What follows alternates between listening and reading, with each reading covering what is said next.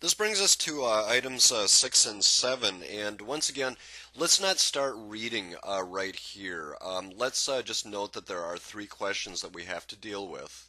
But the first thing that we really need to do is survey the questions, and the first item that we get, because we're going to start right here, is which sentence, if inserted into the blank line in the passage, would best fit the writer's pattern of development. The next item is the writer's argument in the passage is addressed mainly to, and then let's turn the page and look at the next question, 8. Which of the following assumptions most influence the writer's argument in the passage? Well, if we are going to sort of be, strategic in our approach, I think that we're going to wind up reading the whole thing. This insert the sentence business, I always like to do those last, to be honest with you. I think I would handle items 7 and 8 first and then come back to 6. So the first place maybe that we'll start is right here after we look at the whole thing. So it says the following. Over the last several decades, zoos in the United States have been shifting their focus from being showplaces for exotic animals to serving as centers of zoological evolution.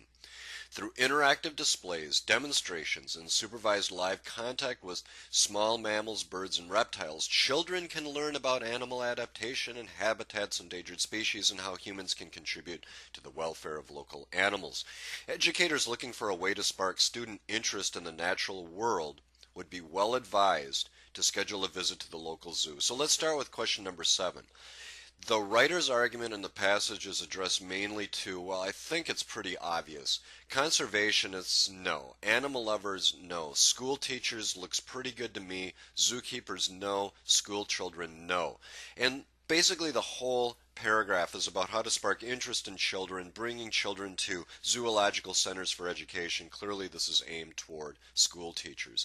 If we turn the page now and we take a look at 8, which of the following assumptions most influence the writer's argument? When we go down the list, the number of endangered species is increasing at an alarming rate. I didn't see much in there about that.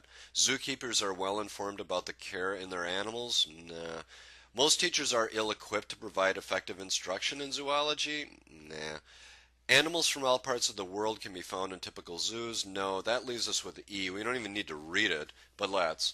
Students enjoy activities that permit active participation on their part. So if we jump back here, you can see that the whole essay is really devoted to things like interactive displays and educators looking for ways to spark student interest through hands-on activities and so forth. That's why that answer was correct.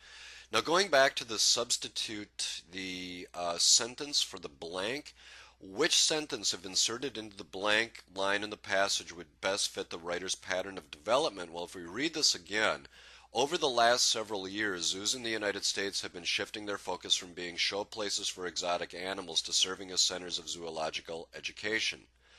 Through interactive displays, demonstration, and supervised live contact with small mammals, birds, and reptiles, children can learn about animal adaptation, habitats, endangered species, etc.